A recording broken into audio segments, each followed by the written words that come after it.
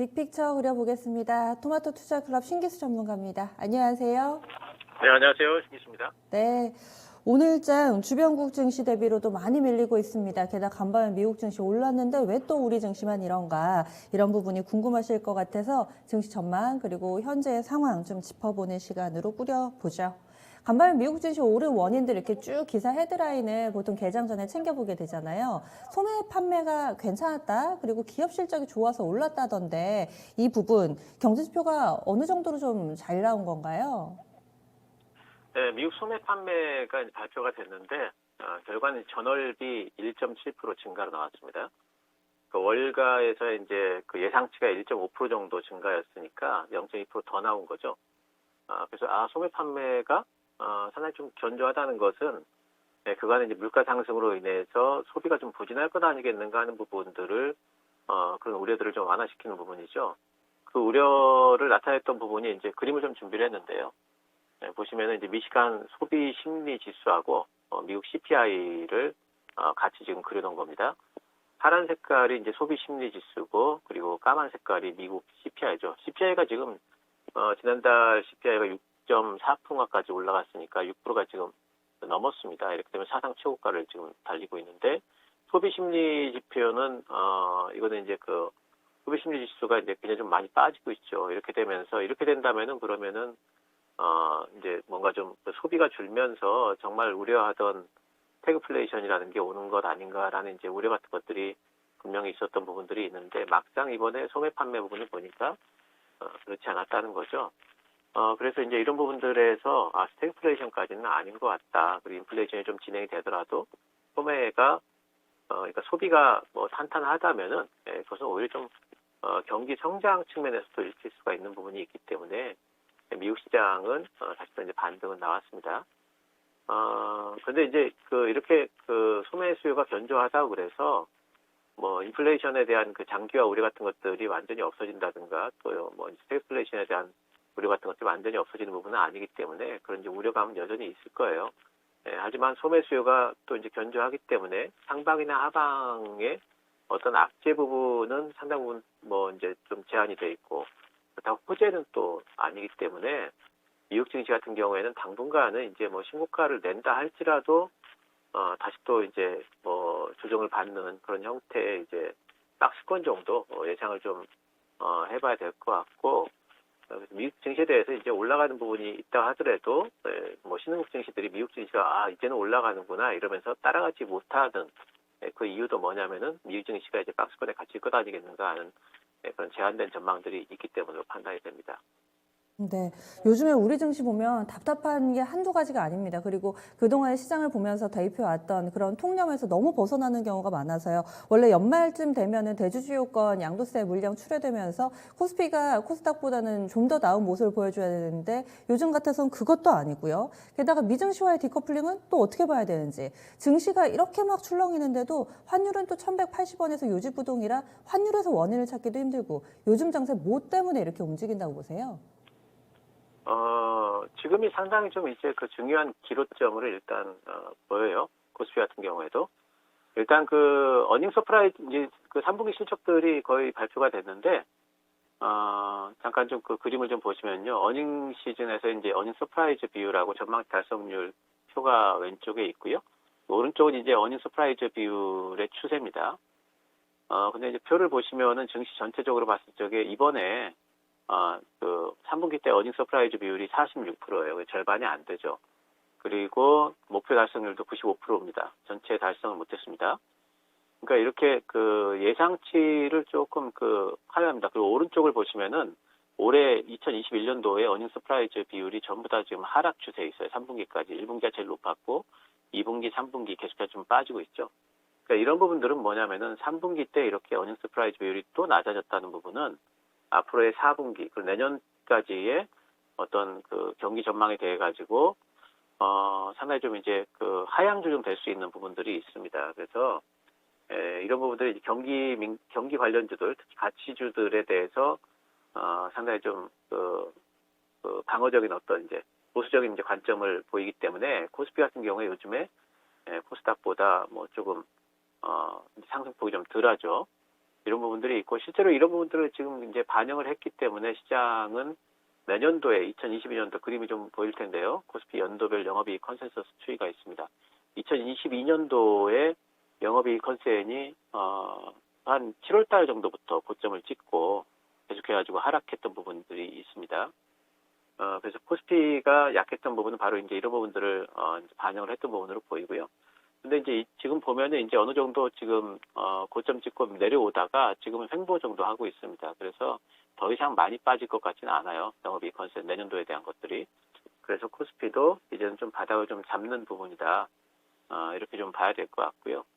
또 이제 코스피의 기술적인 부분을 좀 보도록 하겠습니다. 코스피하고 코스닥에 제가 벽타기라고 그렇게 표현을 해놨는데 보면은 코스피가 지금 이제 그 파란색 벽에 지금 부닥쳐 있죠.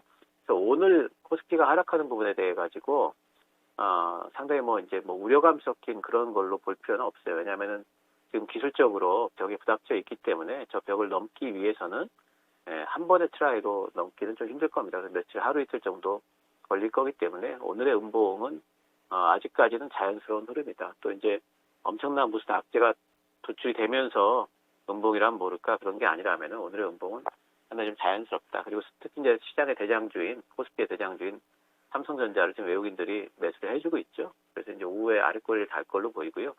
아마 내일이나 모레쯤이면은 벽을 좀 넘어가지 않을까 생각이 되고 코스닥 같은 경우에는 벌써 코스피의 그 1차 벽에 해당되는 부분을 코스닥은 벌써 넘어버렸어요. 그 코스닥은 지금 두 번째 위쪽 천장까지 가 있기 때문에 그런 부분에서 또 코스닥도 이제 음봉이 나오는 거는 자연스러운 흐름이다. 기술적으로 본다면은 양시장이 지금 우려하는 게 아니라 오히려 지금 코스피는 변곡점을 형성하기 위한 반등이 나오기 위한 기로점에 있다 이렇게 이제 보이고요. 이렇게 이제 넘어서는 부분이 이제 관건이긴 합니다. 코스피 같은 경우에는 3020선 정도 이제 넘어서는 게 관건이긴 해요. 거의 넘었을 때 된다면은 조금 더 이제 탄력이 좀 생길 걸로 보이는데, 하지만 우리 증시가 뚜렷하게 지금 호재거리가 완전히 있는 건 아니라서 지금은 이런 지수가 기술적 반등은 가능하지만 추세적으로 3,300선까지 또 간다든가 이런 것들은 예상을 하기가 힘들기 때문에 전체적으로는 종목 장세, 지난주에도 말씀드렸습니다만은 우리 시장의 연말 장세는 종목 장세를 예상을 해봐야 될 것 같습니다. 보통 차트가 이렇고 고점이 점차 낮아지면 추세 하락으로 볼 수가 있잖아요. 그런데 이 벽을 넘어설 거다라고 예상을 하시는 건데, 하지만 말씀해 주신 가운데서도 이렇게 추세를 확실하게 돌릴 만한 전제 조건들, 그 트리거가 될 만한 부분들이 나오지는 않아서 힘없이 밀려 내려갈 수 있는 가능성도 좀 열어둬야 되는 거 아닌가. 여기에 대해서는 어떤 의견이세요? 현재로서는 이제 여러 가지 이제 악재 부분, 인플레이션이라든가 그런 부분들이 이제 어느 정도 소화가 된 것 같아요. 내년도에 대한, 아까도 말씀드렸듯이 내년도에 대한 컨센 하위 부분도 지수가 어느 정도 소화는 것 같습니다. 하방 지진이 생긴 것 같고요. 지금은 그래서 지수 코스피가 순전히 제가 보기에는 지금 기술적인 흐름을 이어가고 있어요. 그럼 기술적인 흐름을 이어가고 있다는 얘기는 기술적인 벽을 뛰어넘는다면은 또 기술적인 반등 정도는 가능할 걸로 보입니다.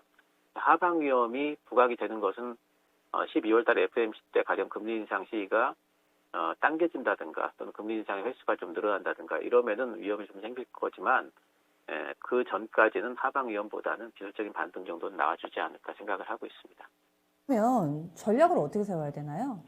일단 지금 단에서 이제 수익을 내시려면은 두 가지를 확실하게 하셔야 되는데 내가 중기 투자할 건지 아니면 단기 트레이딩을 할 건지 이런 포지션을 좀 명확하게 하셔야 됩니다. 이도저도 아닌 거 이런 거 안 좋고요. 특히 이제 중기 투자를 해야 될 종목을 단기 트레이딩 하겠다고 들어가신다든가 또는 단기 트레이딩 해야 될 종목을 중기 투자하겠다고 잡고 계신다든가 이런 것은 굉장히 좀 지금은 수익률 부분에서 위험하기까지 합니다.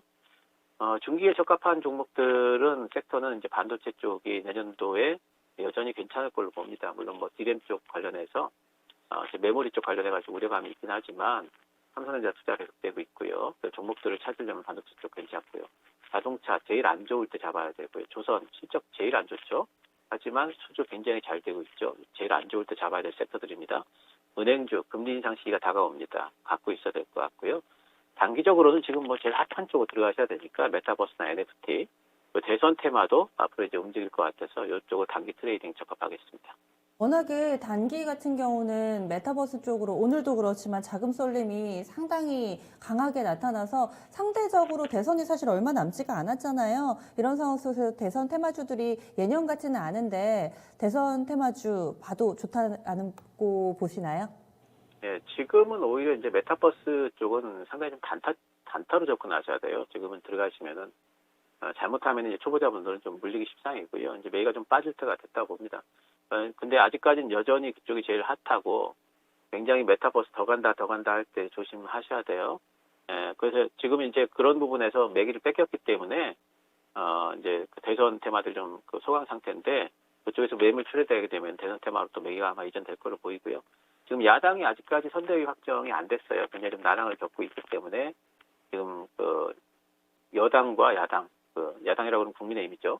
그래서 이제 그 양당이 굉장히 좀 치고받기를 해야지 흥행이 되거든요. 근데 아직까지 내부에서의 어떤 그 갈등 부분을 조정을 하고 있기 때문에 흥행이 참 안 됩니다.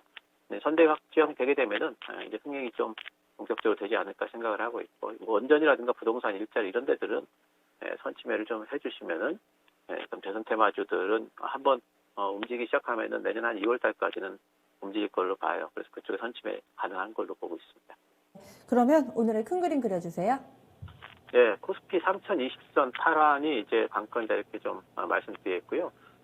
지금 코스피는 기술적인 부분의 흐름을 이어가고 있어서 기술적인 기준이 3020선이다 이렇게 보시면 되고 거기 아마 탈환되게 되면 3150까지는 코스피도 올라갈 걸로 보니까요.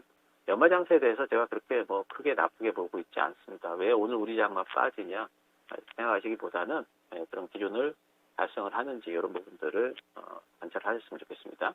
네, 고맙습니다. 네, 감사합니다.